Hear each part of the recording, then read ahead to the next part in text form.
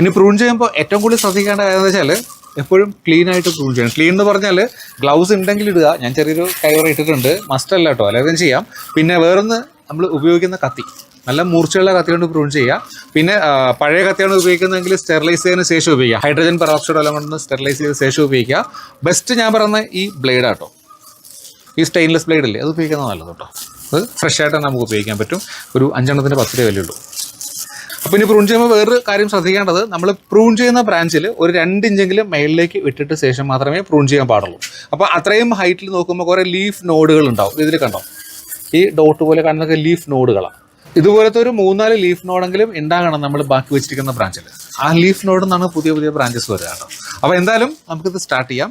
ഇവിടെ ഞാൻ പ്രൂൺ ചെയ്ത് കൊടുക്കാനുള്ള പരിപാടിയാണ്. ഇവിടെ വെച്ച് ചെയ്യാം.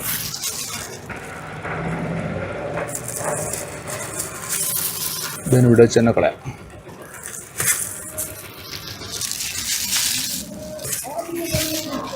അപ്പോൾ എന്തായാലും ആ ഒരു ചെടിയുടെ പ്രൂണിങ് കഴിഞ്ഞു. ഇനി ഞാൻ ചെയ്യാൻ പോകുന്നത്, ഈ കട്ട് ചെയ്ത ഭാഗത്ത് കണ്ടോ ഒരു കറ പോലത്തെ സാധനം ഇരിക്കുന്നത് കണ്ടോ, എല്ലാ എന്തെങ്കിലും ഉണ്ടാവും. ഇത് താഴേക്ക് പോവുകയാണെങ്കിൽ ഈ തണ്ട് ചീഞ്ഞു പോകാനുള്ള ചാൻസ് ഉണ്ട്. അപ്പോൾ ഒരു കോട്ടൺ ക്ലോത്തോ ഒരു ടിഷ്യൂ പേപ്പറോ കൊണ്ട് ഇത് മൊത്തം തുടച്ചെടുക്കണം കേട്ടോ.